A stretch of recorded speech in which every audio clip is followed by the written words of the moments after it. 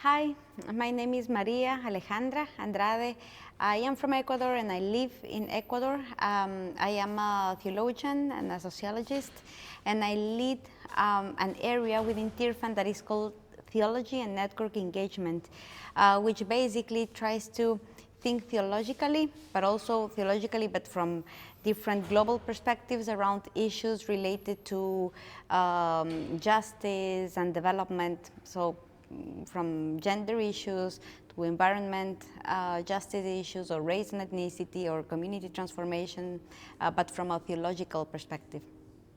In terms of what actually have we learned and seems to be useful when we try to connect theology and like social actions, especially working with churches, one of the things that we have learned is that theology actually makes a big difference, because unfortunately in history theology has often been used to legitimate or perpetuate or justify lots of unjust practices historically and across the world. So if you think about gender injustice or slavery or even wars that have been using some biblical narratives to exist, to happen. So I think that one very useful and important element is unpacking theology, going back to theology. Ultimately, what we do is a reflection of what we believe, whether we acknowledge it or not. So reviewing what do we believe takes us to the Bible and our understanding of the Bible, our like hermeneutics. How do we approach the Bible will define what you pick and what you understand from the Bible. So dealing with those difficult texts, try to engage, and from the Bible, because we are working with local churches, from the Bible, how can we understand like a message that brings liberation, that points to justice, that highlights Jesus' cause, which was the kingdom. So one big element would be the Bible. We cannot work with justice or we cannot expect churches to advocate and work for justice if we don't review our theology.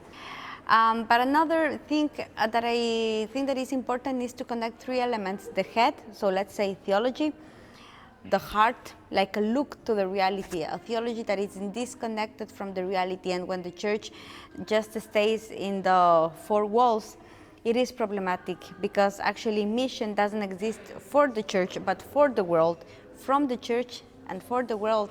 But when we don't know what is happening in the world, when we are not connected with the issues that our communities are facing, so then this is a big disconnection. So connecting the heart, which I will say is the reality, but then also bringing some practical options for people to act, which is the hands. So connecting the head, the heart, and the hands. The church needs to have some very concrete ways of engaging with that reality.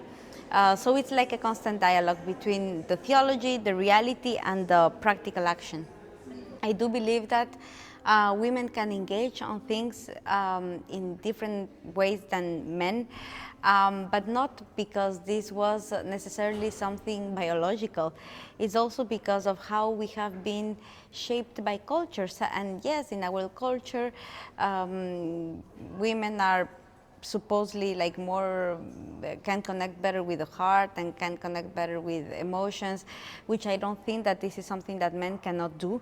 Maybe we need to also give men space, and they need to own that space to connect better with the heart, which doesn't mean that women do not connect with the head. I think that women are incredibly intelligent and smart and creative, brilliant, because of the things that we have had to face.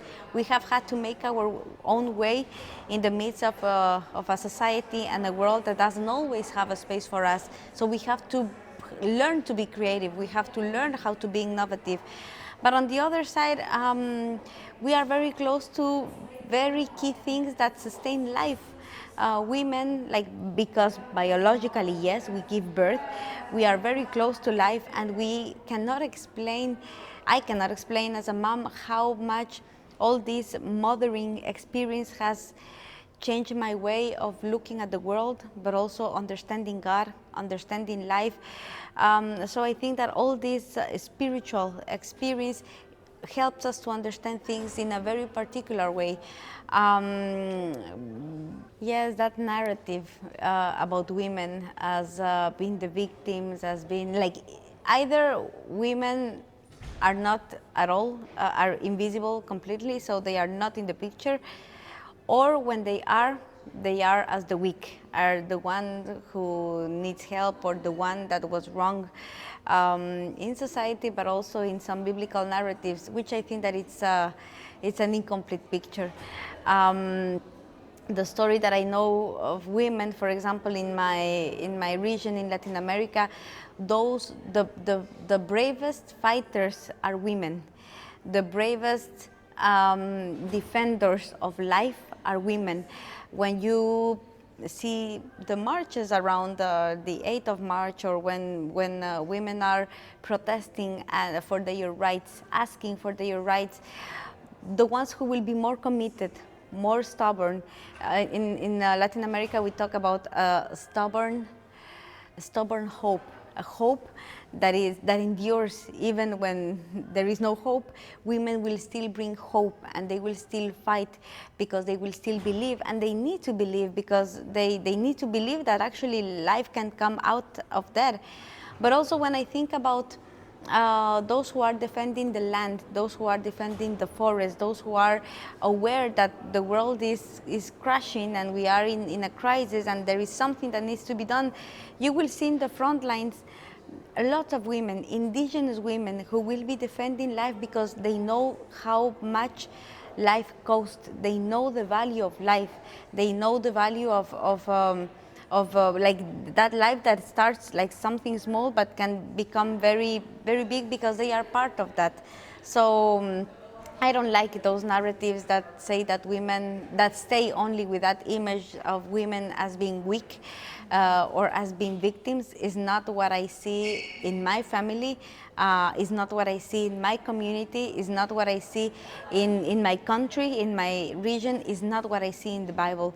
I think that the victim narrative is like external narrative that has been imposed to women, and we need to be very proactive in bringing like new narratives, building new narratives where women are also seen as fighters, as strong, as contributors, not as superwomen, because this is what the other extreme and we are not, but real women fighting for life and making a difference, changing societies. I think that theology has made a lot of harm to many women and to many churches. I need that we have the responsibility to look again to our theology and from the Bible bring this message that liberates women so that they can fulfill their own potential and join Jesus in his cause with their own full womanhood.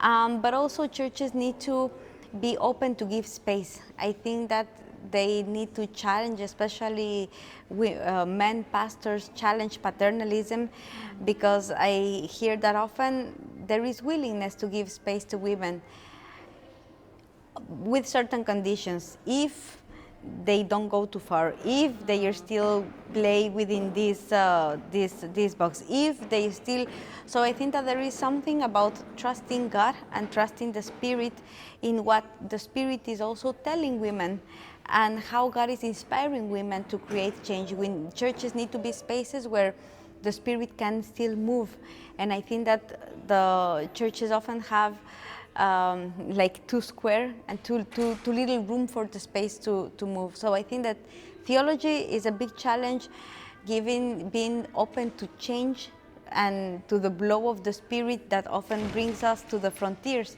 Also, there needs to be willingness, and I don't think that churches can expect to have women leaders like today or tomorrow, just like that. They need to invest, and this will be a process. So maybe it's not even my generation, maybe it will be the next generation to have more, like even in 2 generations, like a true equality. But if we don't start working now, we will never see that happen in the future.